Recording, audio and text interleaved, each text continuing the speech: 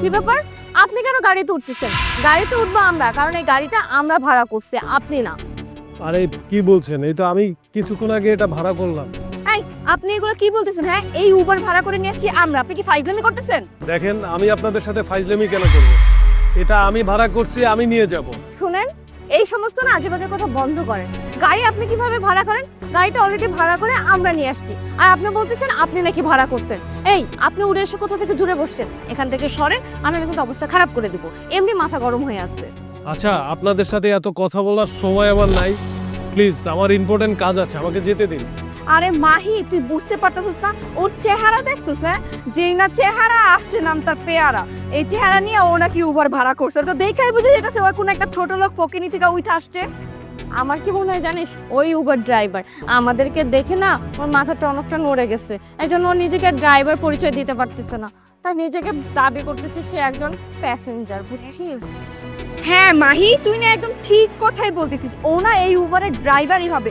ওই যে দেখছে সুন্দরী মেয়ে দুইটা দাঁড়ায় আছে রাস্তার মধ্যে, অমনি তো একটু ভাব দেখাইতেই হবে, বুঝছ না? এইটাই আর কি। বুঝতে পেরেছি, আমারই ভুল হয়েছে।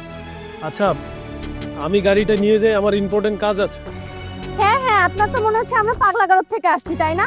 আমরা আমাদের ইম্পর্টেন্ট কাজ ছেড়ে গাড়িটা আপনাকে দিয়ে দেই। এই আমরা না একটা ইন্টারভিউ দিতে যাচ্ছি, বুঝতে পারছেন?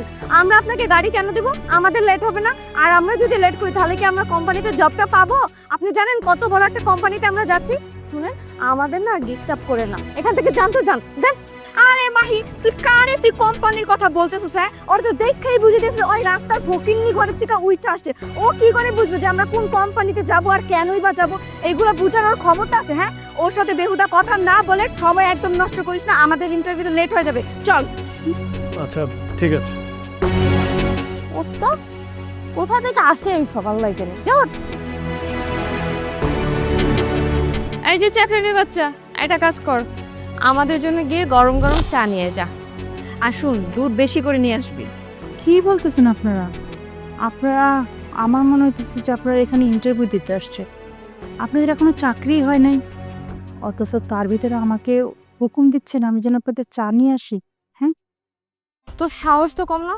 সামান্য একটা অফিসের চাকরানি হয়ে আমাদের সাথে এত জোরে জোরে কথা বলতেছিস, এত বাহানা দেখাচ্ছিস। শোন, ইন্টারভিউটা দিয়ে দিলেই না আমার চাকরিটা হয়ে যাবে, আর তারপর এই অফিসে একটা ভালো পজিশনে আমি বসবো। তারপর একবার চিন্তা করে দেখ তোর চাকরিটা আদৌ থাকবে নাকি যাবে। তাই যা বলতেছিস সেইটা শোন, যা। আপনারা তো ভারী বেয়াদব। হ্যাঁ, আপনাদের মায়ের মতো একটা বয়স্ক মহিলাকে আপনারা হুকুম দিচ্ছেন যেন আমি আপনাদেরকে চা নিয়ে আসি। আচ্ছা শুনুন, এটা কিন্তু আপনাদের বাসা না, এটা একটা অফিস। হ্যাঁ, এটা বাসা নয়, এটা অফিস। তো কি হয়েছে? তুই তো অফিসেরই চাকর, তাই না? আর এত কথা না বলে আমাদের দুজনের জন্য ভালো করে 2 কাপ চা নিয়ে যা। আপনাদেরকে বললাম না, আপনারা ভালোভাবে কথা বলুন। আমি এই অফিসের চাকর না। এই তুই কিন্তু অনেকক্ষণ যাবত আমাদের সাথে তর্ক করে যাচ্ছিস, তোকে কোনো কিছু বলা হচ্ছে না এই জন্য। শোন, আর একটা কথা বলে না একদম একটা থাপ্পড় দিয়ে তোর দাঁত কাটে ফেলে দেবো। আশ্চর্য, আপনারা ম্যাডামের সাথে এরকম ব্যাপার কেন করতেছেন? আরে আপনার কি মাথা নষ্ট হয়ে গেছে? এই চাকরটাকে আপনি কেন ম্যাম ম্যাম বলতেছেন? হ্যাঁ, উনি আপনার ম্যাডাম হয় কিভাবে? আমি বুঝতে পারছি, ওনার না মাথাটা পুরাই গেছে। মাথা আমার নষ্ট হয়, মাথা আপনাদের নষ্ট হয়েছে। উনি আমাদের ম্যাডাম। আরে বাবা, এইরকম একটা মানুষ ম্যাডাম হয় কিভাবে? ওর বেশ পোশাক আর ওর কাজের অবস্থা দেখে তো বোঝা যাচ্ছে ও এখানে আসে, কাজ করে, আর দিন শেষে কিছু টাকা পায়। দেখ মাহি, ও ম্যাডাম ট্যাডাম কোনো কিচ্ছু না, এ হচ্ছিল অফিসের চাকরানি। বুঝ, ওরা দুজন মিলে না আমাদের সাথে জালিয়াতি করে।